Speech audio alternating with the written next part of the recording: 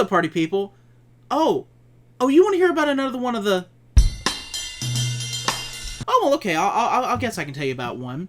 How about 1982's John Carpenter classic, The Thing?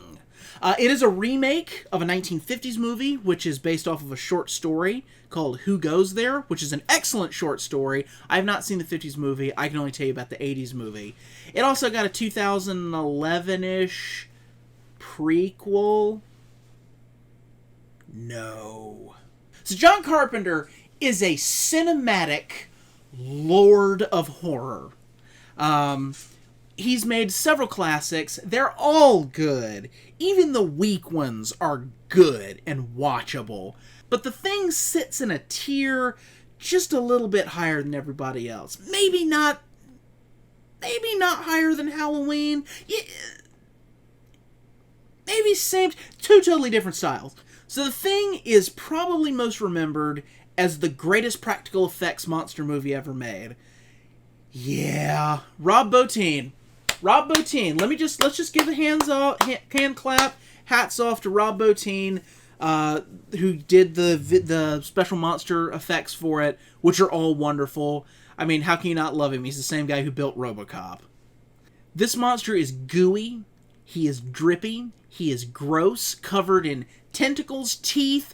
Oh, and we never actually get to see what its main form looks like because it keeps shape-shifting. It's a paranoia movie based on shape-shifting. Some would argue that it's a Lovecraftian movie, and I can't disagree with that. And you know how I feel about H.P. Lovecraft and Lovecraftianisms, so that's definitely a plus. Our lead actor is Kurt Russell. Kurt Russell automatically makes everything better. Even crap movies. If Kurt Russell is present, it's better, because Kurt Russell is present.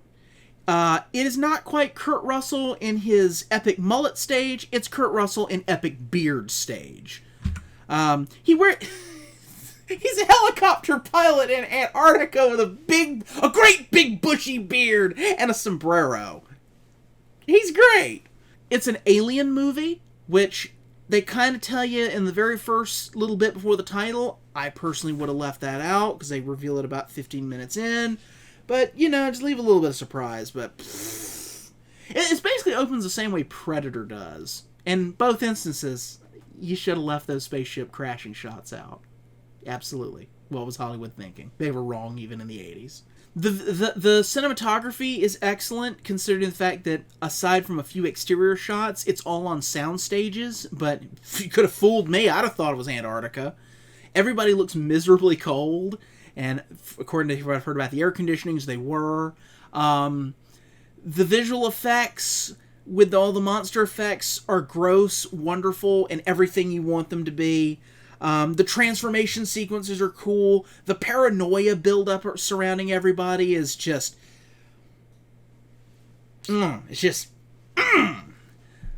John Carpenter's directing is on point. The Dean Cundey cinematography is just...